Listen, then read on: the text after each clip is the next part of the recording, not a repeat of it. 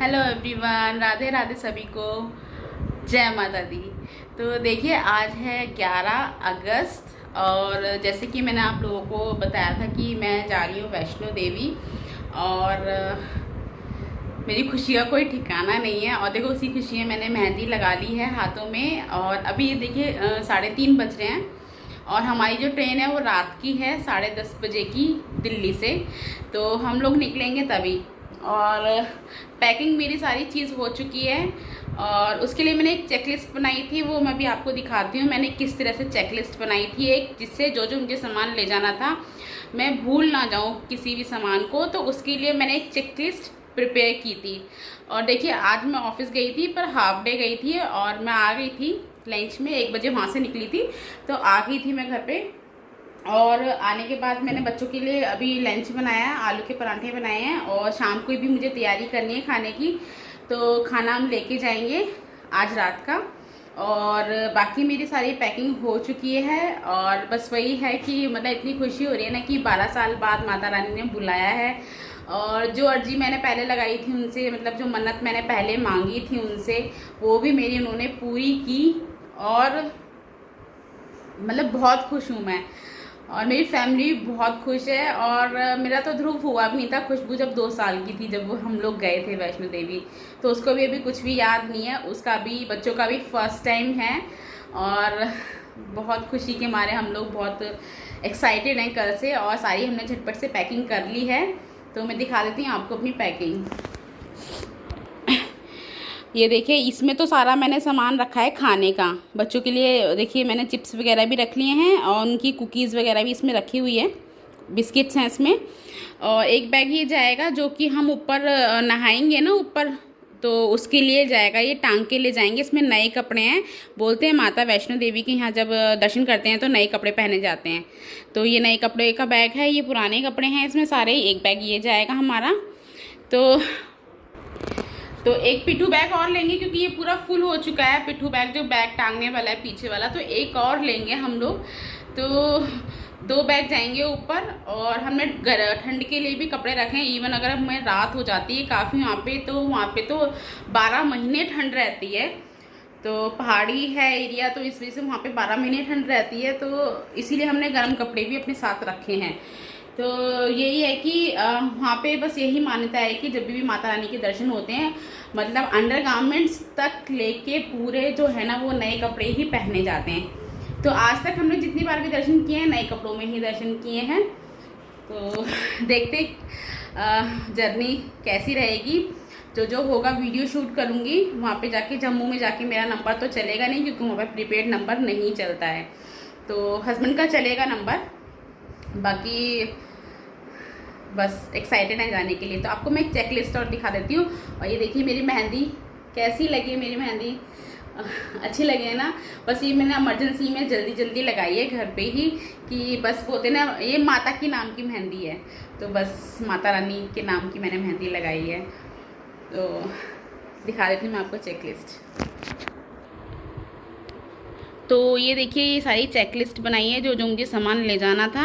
ये इम्पॉर्टेंट सामान है ताकि भूले ना, इसीलिए मैं जब भी कहीं जाती हूँ ना तो मैं इस तरह की चेकलिस्ट बना लेती हूँ ताकि हमारा जो पूरा सामान है सब चीज़ चला जाए। जैसे कि हमें 3 दिन रहना, मतलब 2 दिन रहना वहाँ पे, तो 3 पेयर मैंने कपड़े रखे हैं और 1 पेयर मैंने एक्स्ट्रा ही अंडर गारमेंट्स रखा है। फिर स्वेटर रखा है, नमकीन, कुकीज़, बिस्किट्स रखे हैं बच्चों के लिए, toothpaste, brush, hand wash, sanitiser, face wash, shampoo, coins, ID proofs, ये मस्ट हैं। ये तो आपको ले जाने ही पड़ेंगे क्योंकि जम्मू का एरिया है तो वहाँ पे बहुत रेस्ट्रिक्शंस होती हैं, स्ट्रिक्टनेस बहुत ज़्यादा होती है, बहुत चेकिंग होती है।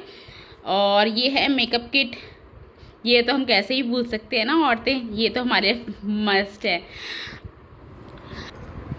तो बस यही है सामान, मैंने रख लिया है सारा सामान।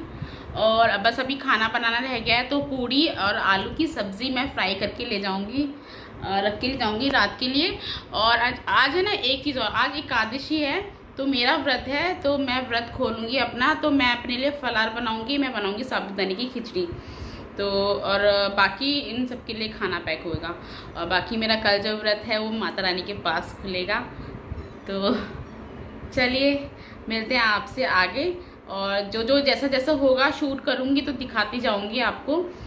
और आप भी विशेष दीजिएगा और आप लोगों की भी हाजिरी मैं अपनी तरफ से माता रानी की चरणों में ज़रूर लगाऊंगी। जितने भी मेरे सब्सक्राइबर हैं और जितने भी मेरे इस वीडियोस को व्यू करेंगे, व्यूज़ मतलब देखेंगे, ठीक है, तो उनकी तरफ से भी मैं हाजिरी लगाऊंगी माता रानी के सामने कि उनकी हर मनोकामना पूर्ण करें माता रानी नवरात्र आने से पहले।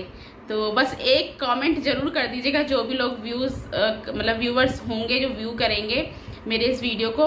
जय माता दी का एक जयकारा जरूर लगा देना। बोल सच्चे दरबार की जय, सच्चियां जोता वाली माता तेरी सदा ही जय।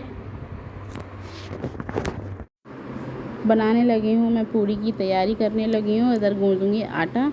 तो आप लोग इससे सिर्फ एक ही बात कहना चाहूँगी, अगर आपको ये वीडियो अच्छा लगे तो प्लीज़ लाइक कर दीजिएगा और कमेंट कर दीजिएगा। कमेंट में जय माता दी ज़रूर लिखिएगा अगर वीडियो अच्छा लगा हो तो।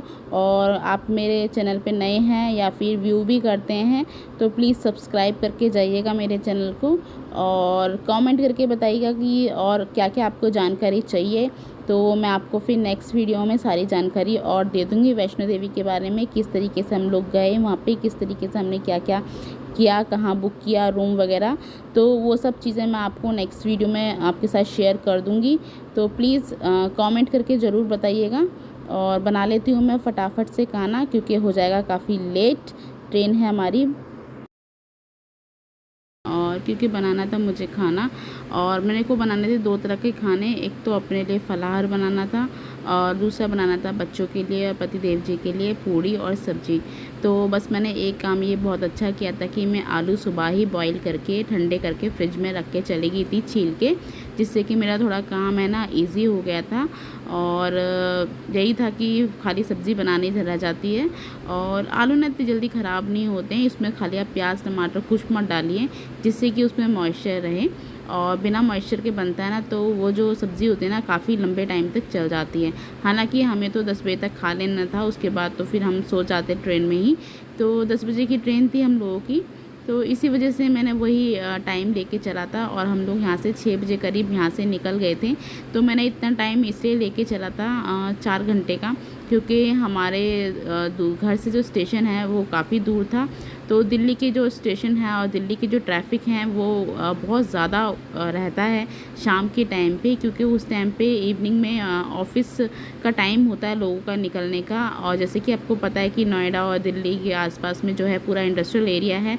तो दिल्ली से नोएडा और नोएडा से दिल्ली वाले जो जॉब के जो वर्किंग लोग होते हैं वो बहुत आना जाना करते हैं, जिसकी वजह से ट्रैफ़िक बहुत ज़्यादा मतलब मिलता है यहाँ पे। तो हम लोग इसीलिए टाइम लेके चले थे और इसी वजह से हम लोग ऑफिस मतलब स्टेशन 9 बजे पहुँच गए थे। तो ट्रैफ़िक का पीक टाइम होता है 6 से 7 का टाइम होता है यहाँ पे। तो हाँ, इसीलिए हम लोग अपना टाइम से निकले थे। भले ही जल्दी पहुँच जाएंगे, थोड़ा वेट कर लेंगे स्टेशन पे, एटलीस्ट ट्रैफिक में नहीं फंसेंगे। तो वही है हम लोग का, हम टाइम का ना मतलब अच्छे से यूज़ करके चलते हैं। तो देखिए उसके बाद मैंने सेक ली हैं बहुत सारी पूड़ियाँ, इवन पूड़ियाँ थोड़ी ज़्यादा ही बन गई थी। तो हमारी तो सुबह भी कुछ बच गई थी पूरी, जो कि मैंने फिर बाद में वहीं पर कटरा में गाय को डाल दी थी। और बाकी मैंने अपने लिए जो फलाहार बनाया था वो बनाई थी मैंने साबूदाने की खिचड़ी। और उसके बाद मैंने खोला था अपना जो व्रत एकादशी का कटरा में माता रानी के पास। तो देखिए ये बन गई है मेरी पूड़ियाँ और उसके बाद मैं करूँगी सब्ज़ी की तैयारी। तो सब्ज़ी मैंने जैसे कि बताया कि बनी हुई रखी हुई थी। तो पहले मैं अपना लिए बना लूँगी फलाहार, क्योंकि जब तक भोग भी लग जाएगा माधव और कृष्णा को। तो इसी वजह से मैंने सोचा पहले अपना फलाहार बना के भोग लगा देती हूँ। और उसके बाद जो कढ़ाई में तेल रखा हुआ है जिसमें मैंने पूड़ियाँ सेकी थी, जब तक वो थोड़ा ठंडा हो जाएगा, क्योंकि वो जो तेल है उसको मैं कटोरी में करके रखूँगी। तो थोड़ा सा ठंडा हो जाएगा, इसी वजह से मैंने पहले सोचा कि अपना फलाहार ही बना लेती हूँ। तो आलू मेरे बॉयल थे और उसमें मैंने डाल दिया है थोड़े से मूंगफली के दाने। तो मूंगफली के दाने तो बहुत टेस्टी लगते हैं साबूदाने की खिचड़ी में। और फिर मैंने डाला उसमें सेंधा नमक और उसमें डालूँगी 2-3 हरी मिर्च, जो कि खिचड़ी का जो है साबूदानी खिचड़ी का टेस्ट ही बढ़ा देती है। और उसके बाद थोड़ा सा मैं डालूँगी धनिया। तो ये धनिया हस्बैंड लेके आए थे, मैंने कहा रखा रखा ये सूख जाएगा, इससे अच्छा है मैं इसे अभी यूज़ कर लूँ। तो थोड़ा सा धनिया मैंने अपनी खिचड़ी में डाल लिया था और थोड़ा सा धनिया मैंने आलू की सब्ज़ी में डाल लिया था। तो यही है। और उसके बाद खाना बनाने के बाद मैंने पैक कर लिया था, उसका मैंने शूट नहीं किया है क्योंकि काफ़ी लेट हो रहा था हम लोगों का, और मैं ज़्यादा शूट करती तो फिर वीडियो भी लंबा हो जाता। और ऊपर से क्या है ना कि जाना भी था, तो एक दिमाग में ना टेंशन सी रहती है कि क्योंकि स्टेशन काफ़ी दूर था हमारे घर से, तो वही है कि मैंने इसीलिए वो चीज़ शूट नहीं करी। तो बाकी मैंने जो आपको चेकलिस्ट दिखाई थी और उसी के अकॉर्डिंग मैंने सारा सामान रख लिया था। और मैं ऐसे ही करती हूँ, जब भी बाहर जाती हूँ तो एक चेकलिस्ट बना लेती हूँ जिससे कि मैं किसी चीज़ को भूल ना पाऊँ, और मेरे पास इतना टाइम रहे कि अगर कुछ भूल भी जाती हूँ तो मैं सामान आराम से रख पाऊँ। तो देखिए बहुत से लोग मैंने देखा है कहते हैं कि ये तो जब देखो तब तीर्थों पे चले जाते हैं, इनका तो पास पता नहीं कितना पैसा है, पता नहीं कितनी पूजा पाठ करते हैं ये लोग। मैं सब लोगों की बात नहीं कर रही हूँ, कुछ लोग हैं हमारे आसपास जो इस तरीके की बातें करते हैं। तो देखिए मैं उन लोगों को यही बताना चाहूँगी कि भगवान जो है वो खुद अपने भक्त को अपने आप ही बुलाता है, वो एक भाव प्रकट करता है भक्त के अंदर, तभी भक्त जाता है। अदरवाइज़ कोई आम आदमी बिल्कुल भी भगवान के द्वारे पे नहीं जा सकता है, उसके द्वार पे कभी नहीं जा सकता है। तो जब तक भगवान की इच्छा नहीं होती तब तक तो पत्ता भी नहीं हिलता है। तो हम तो एक आम इंसान हैं। तो रही बात लोगों की सोच, मैंने ये भी देखी है कि भगवान तो हर जगह है, तो तीर्थों में क्यों जाना है, पत्थर को क्यों पूजना है ना। और भगवान तो हमारे अंदर ही है, सब कण कण में है, दीवार में है, हर जगह भगवान है, तो फिर क्यों पूजा पाठ इतनी करनी है। तो देखिए एक चीज़ मैं उन लोगों को ये बता दूं कि पूजा पाठ वो अपनी श्रद्धा और भाव होता है जिससे मनुष्य मतलब हम लोग करते हैं प्यार से, ठीक है। और दूसरा क्या है कि एक चीज़ और कि आप ये भी तो सोचिए ना कि जब आप बोलते हो कि कण कण में भगवान विराजमान है, तो आप क्यों नहीं मान लेते कि पत्थर में भी भगवान है। जब हम ये सोच सकते हैं कि हम इंसान के अंदर भी भगवान हैं, तो हम उस पत्थर को क्यों नहीं स्वीकार कर लेते कि वो भी भगवान है। तो पूजा करने में क्या दिक्कत है, एक धूप बत्ती और दीपक ही तो जलाना है। अगर आप वो भी नहीं जला सकते तो नाम जप कर लीजिए। और तो भगवान तो ये नहीं बोलता है कि आप भूखे रहिए या फिर आप मेरे लिए ये त्याग कीजिए वो त्याग कीजिए। भगवान तो सिर्फ जप चाहता है, और जिससे कि हमारे जो अच्छे जो कर्म हैं, पुराने जो कर्म हैं और अच्छे कर्म बने रहें, पुराने कर्म जो है हमारी कट जाएं। तो बस वही है, बाकी अपनी अपनी श्रद्धा है लोगों की। और हम लोग पहुंच गए थे जम्मू, और जम्मू के बाद हमने ये वाली बस ली थी कटरा तक के लिए। तो ये हम बस में जा रहे हैं। टैक्सी का जो किराया था काफ़ी कॉस्टली मांग रहे थे, और क्योंकि हम लोग सिर्फ 3 जने ही थे, ध्रुव की तो किराया वहाँ पे नहीं लगा था, तो इसी वजह से हम लोगों ने बस की थी। और ये देखिए कितनी सुंदर सुंदर नदियाँ पड़ी थी, पहाड़ पड़े थे, इतना ही सुंदर अच्छा नज़ारा था। तो मैंने थोड़ा थोड़ा शूट किया है जो कि मैं आप लोगों को दिखा रही हूँ।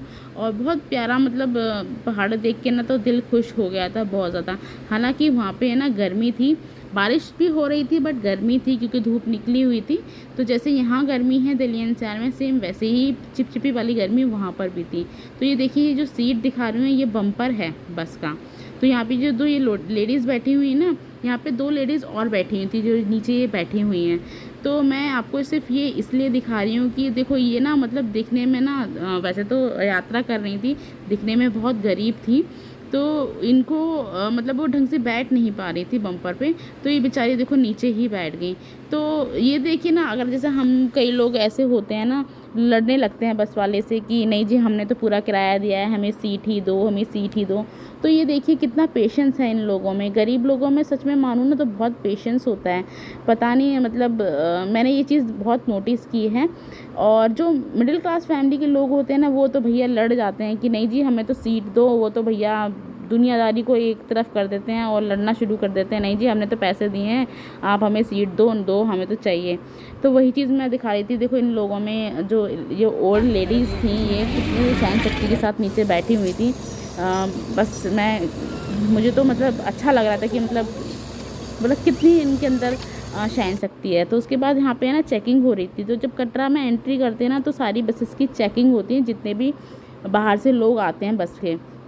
तो ये इसमें सिर्फ चेकिंग हुई थी जेंट्स लोगों की, और हम लेडीज़ लोगों की है ना बस के अंदर ही चेकिंग हुई थी। पुलिस वाला आया था, बस जैसे उसने पूछा था कहाँ कहाँ से क्या क्या है, और बाकी जेंट्स लोगों की है ना सबकी है ना नीचे इनको सबको उतार दिया था जेंट्स लोगों को, और इनकी शायद मेरे ख्याल से तलाशी वगैरह जैसे होते हैं ना जेब वगैरह सब चेकिंग हुई थी अच्छे से। तो वही था कटरा के अंदर, तभी मतलब एंट्री मिलती है, हर बस की हर गाड़ी की चेकिंग होती है। तो देखिए कितने सुंदर सुंदर पहाड़ हैं और मज़ा ही आ गया था। और ये है हम लोग फिर नहा धो के रूम से फिर हम लोग निकल गए थे शिवखोड़ी के रास्ते में। तो अभी जाम लगा हो, और देखो पहाड़, देखो कितने सुंदर पहाड़ हैं यहाँ पे, देखिए कितने सुंदर पहाड़। और ये खड़ी है हमारी बस, सबसे लास्ट वाली बस, और वो देखो ऊपर कितना ऊंचा पहाड़ है। और ये देखिए रास्ता यहाँ पे थोड़ा सा ख़राब था, तो इसलिए बस ने यहाँ पे थोड़ी देर के लिए रोका था, तो हमने शूट कर लिया।